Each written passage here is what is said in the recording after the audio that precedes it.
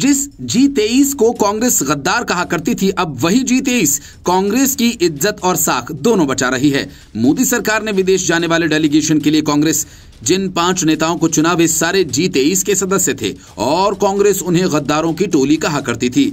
इनमें से एक गुलाम नबी आजाद कांग्रेस से अलग होकर अपनी पार्टी बना चुके हैं, लेकिन बाकी 4 शशि थरूर, सलमान खुर्शीद, आनंद शर्मा और मनीष तिवारी अब कांग्रेस के ब्रांड एम्बेसडर बनकर पार्टी की साख बचाने की कवायद में लगे हैं।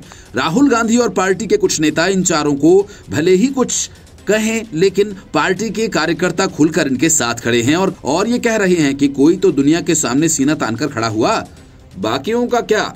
उन्हें तो पार्टी की आड़ में छिपकर सोशल मीडिया पर पोस्ट करने की आदत सी पड़ गई है।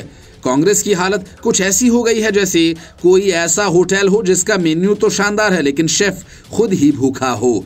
इंडिया गठबंधन के तमाम घटक दल या तो मौन व्रत धारण किए हुए हैं या फिर हर विषय में एक सुर में मोदी हटाओ का राग अलापते हैं। मगर कांग्रेस और खास तौर पर राहुल गांधी ने आक्रामकता की जरा अलग किस्म अपनाई है।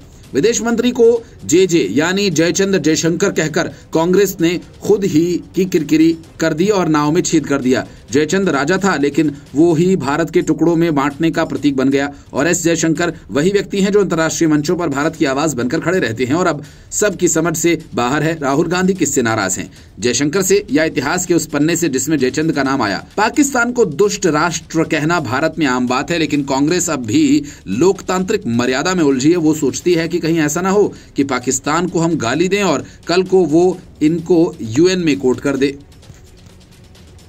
उधर जयशंकर हर महाद्वीप की खाक छानकर दुनिया को भारत की तरफ मोड़ने में लगे हैं। कांग्रेस सोच रही है कि बैलेंस बिगड़ न जाए। ऑपरेशन सिंदूर डेलीगेशन में शामिल जिन G23 नेताओं को कल तक बागी कहा गया था, आज वही पार्टी के सज्जन बनकर डेलीगेशन में शामिल हैं।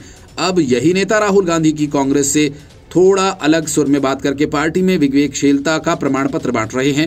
ये दृश्य बड़ा दिलचस्प है। एक तरफ कांग्रेस सरकार की विदेश नीति की आलोचना कर रही है, दूसरी तरफ उसी नीति का इस्तेमाल कर पाकिस्तान को अंतर्राष्ट्रीय मंचों पर घेरने की कोशिश। कांग्रेस सूत्र बताते हैं कि पाकिस्तानी सेना अपने नेताओं के पीछे खड़ी है और भारत में वही नेता अपनी पार्टी की पीठ में छुरा घोंप रहे हैं।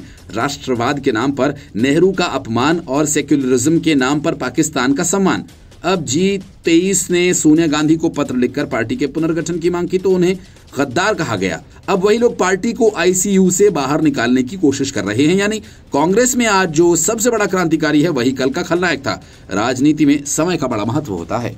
ये बात शायद कांग्रेस भी समझ गई है, लेकिन समझते समझते 2 चुनाव निकल गए। देखना यह है कि G23 के नेता कांग्रेस को किनारे लगाते हैं या खुद डूब जाते हैं, क्योंकि कांग्रेस की नाव में पतवार कम भाषण ज्यादा है और लहरें इन दिनों विपक्ष के खिलाफ चल रही हैं। शायद अब वक्त आ गया कि कांग्रेस अपने घर को संभालने पर ध्यान दे, क्योंकि राजनीति में जयचंद्र कहना जितना आसान है, राजा बनना उतना ही मुश्किल। ये राहुल गांधी जितनी जल्दी समझ जाएंगे उतना ही बेहतर होगा। Bureau report, news of India.